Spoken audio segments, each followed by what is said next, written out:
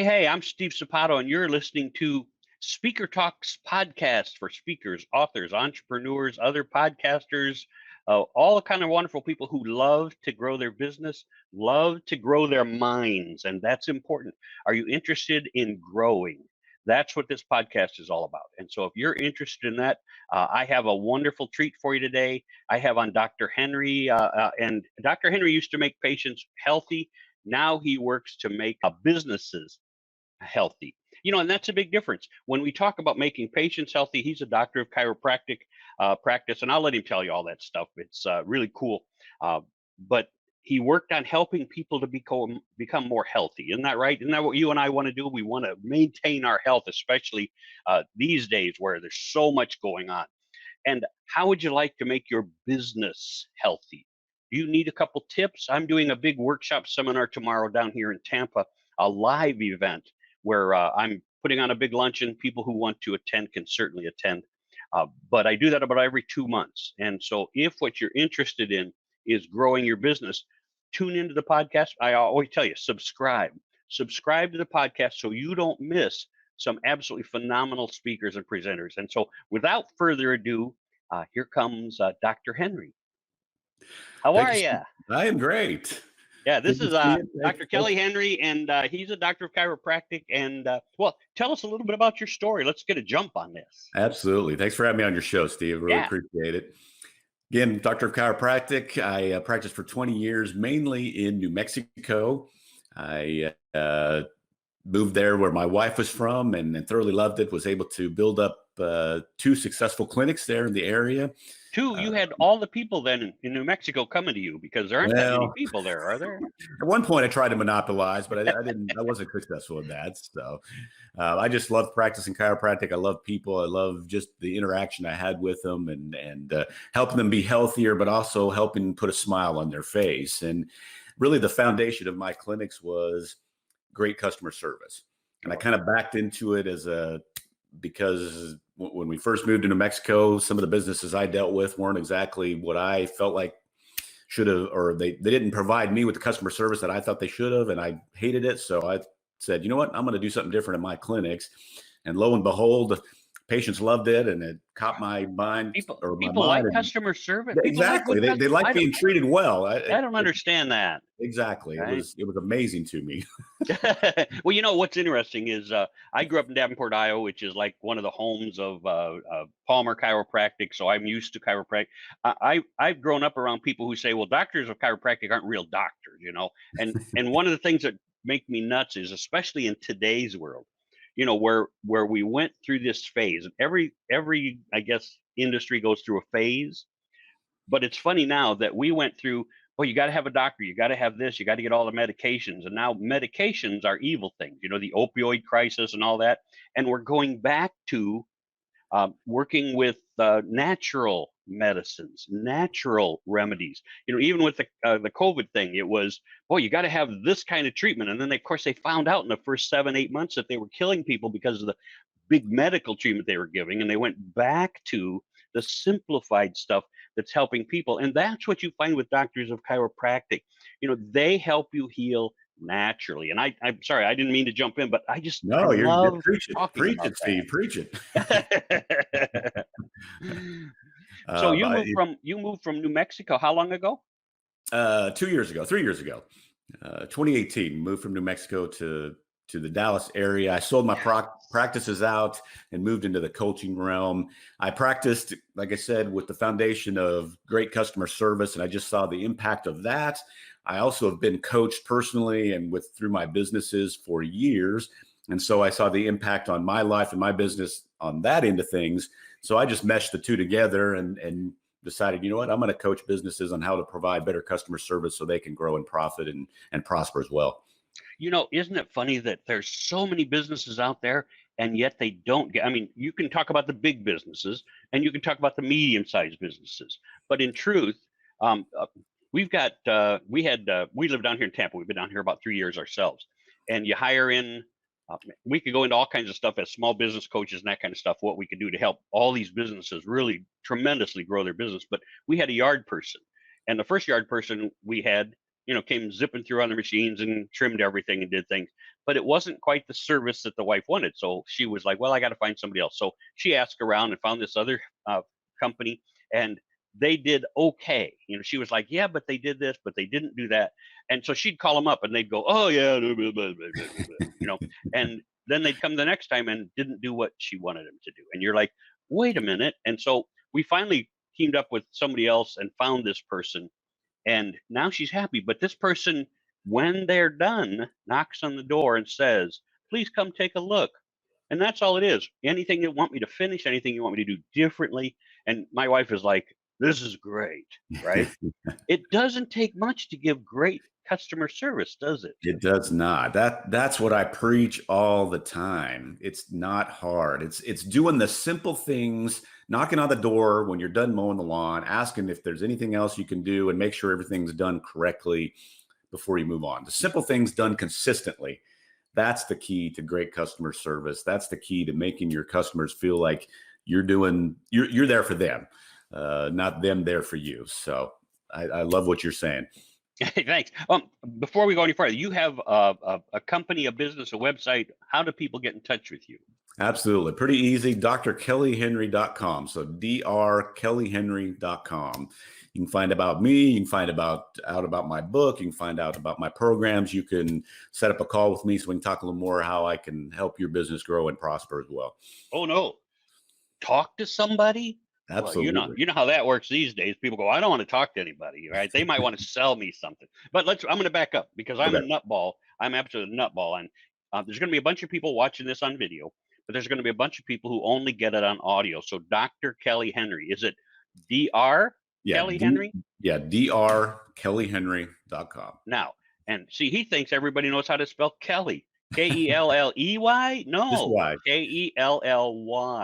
Henry, Henry. It's really important that if you're listening to this, that it's DR, not a DR period, right? It's DR, KELLYHENRY, right? .com. Exactly. Right? Because I got a new one. I do Speaker Talks, and if you went to, I think it's called speakertalks.events, it'll take you right to one of our events. So it's really important now with so many things at the end, whatever they might call those things. There's .com, there's .org, there's .me. I ran across one the other day who said .me. I went, the heck is .me, right? Does it go to me? No, I don't know.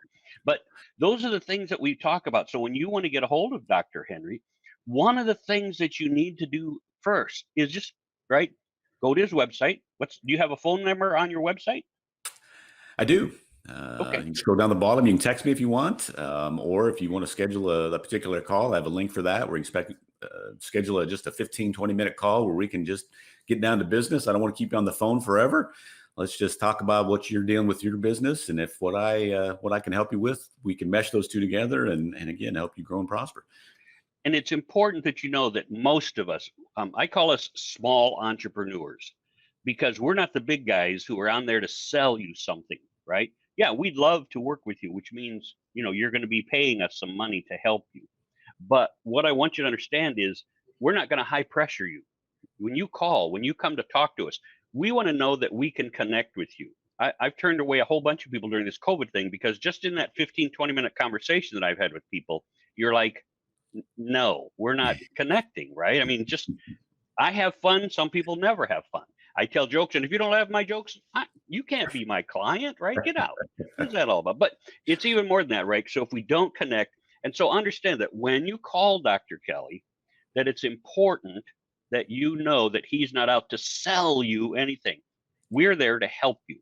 H-E-L-P, help, right? And that's important because, especially, I tell people all the time, doctor, is that I can help people with a 30-minute phone call. I can give you one idea, but if you implement that one idea, it will change what you're doing. Like tomorrow's talk, I get 20 minutes to talk before the main speaker.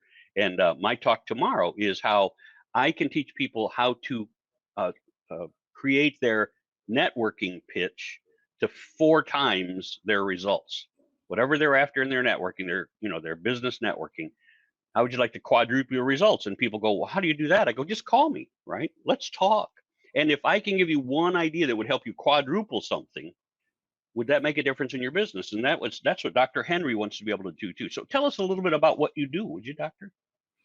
Well, I help businesses improve their customer service. And really the key is we're improving customer service. We're improving that perception of great customer service for a business, with a business, basically to increase retention rates of customers, keeping more customers in their business.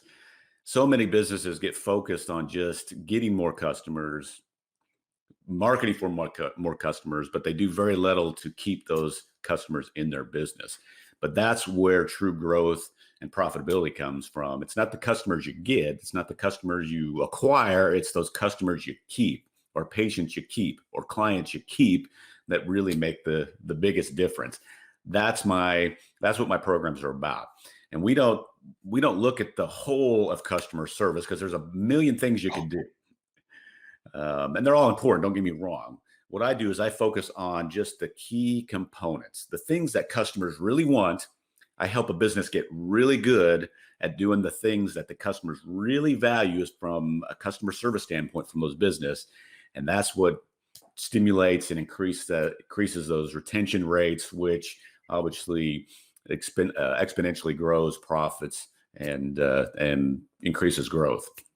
Yeah, you know what's interesting is so many people you're just like when I'm doing my networking thing.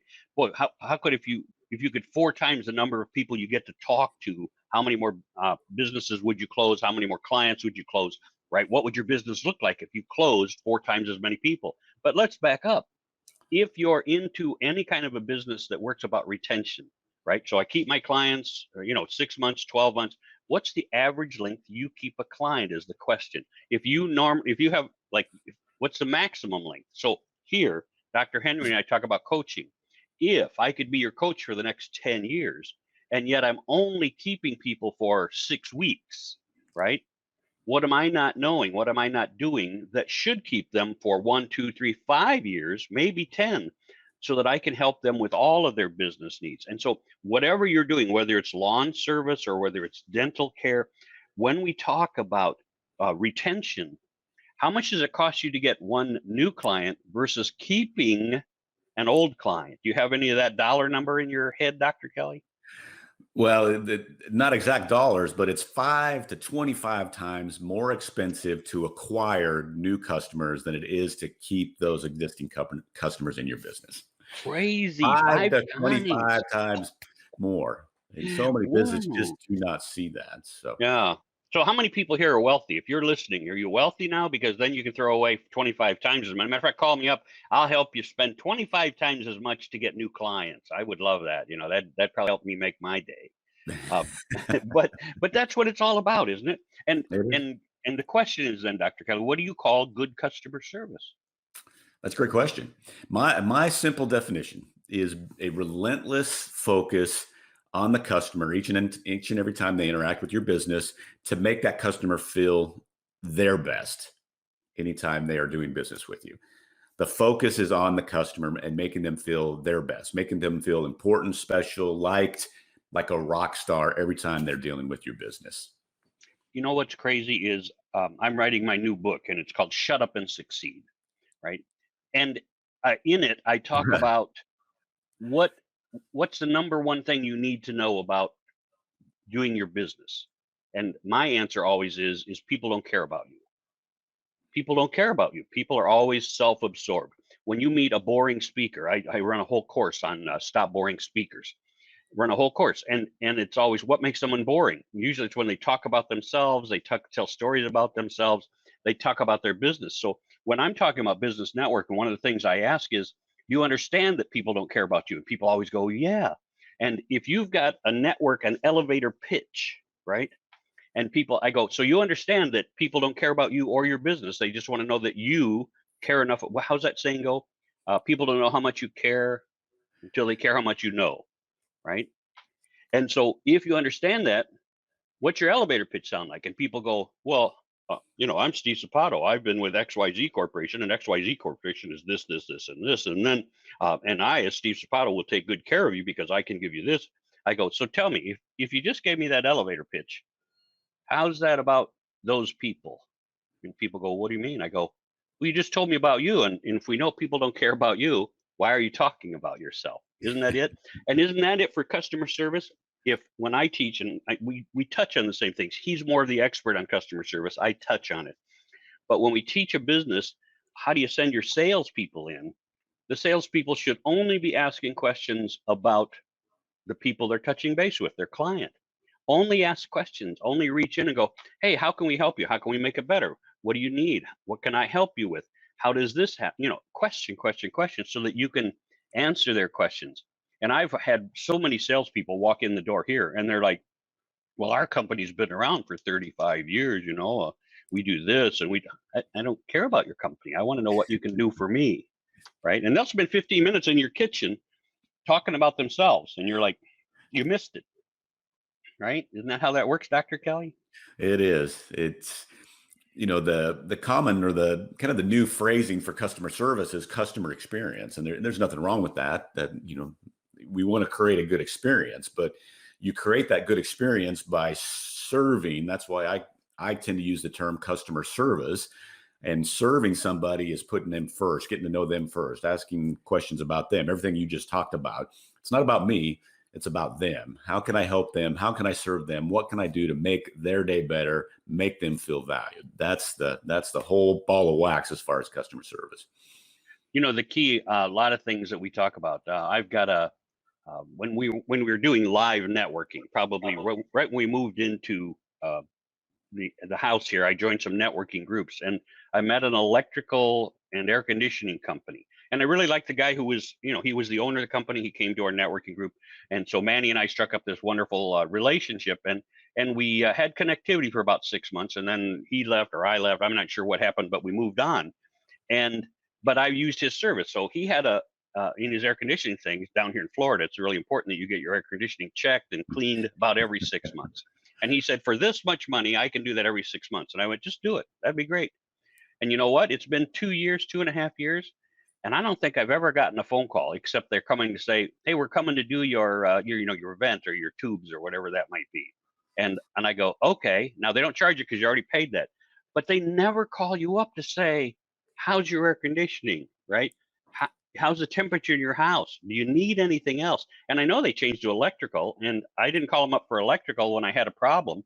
Why? Because they weren't top of mind. They weren't reaching out to give me great customer service just by touching base. A postcard every month, right? A phone call every month or every quarter to say, hey, Steve, we haven't talked in 2 months. Now, it doesn't have to be from him. It can be their people. They get to know me, right? Barb, she says, hi, Steve, you didn't talk to me last time. I'm new on the desk. Hey, calling because blah, blah, blah. What can we do for you? And you just go, oh, that feels good, right?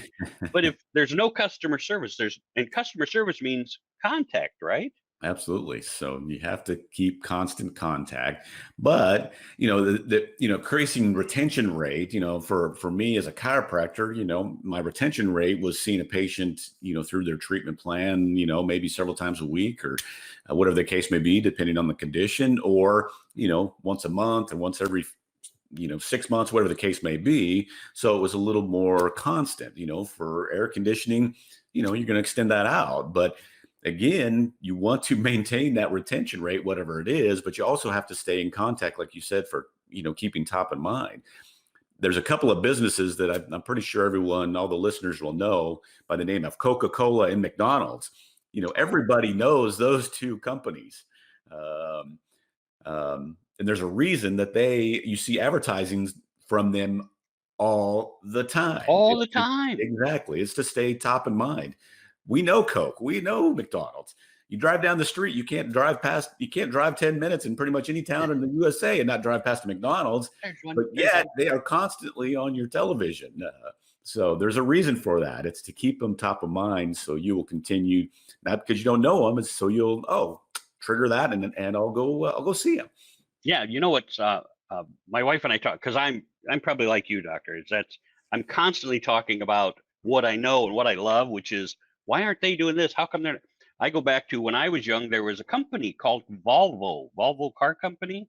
Everybody says, oh yeah, Volvo. I go, in my day, right, in the heyday then, everything that Volvo did was about, we're the safest car on the road. You want safety, you want to protect your family, you want to protect your children, Volvo. You buy a Volvo. And they were expensive, right? Now, I'm sure they're still expensive, but I don't hear that. I haven't heard in 10 or 15 years that Volvo is the safe car company. And I wonder, why did they let that go? How did that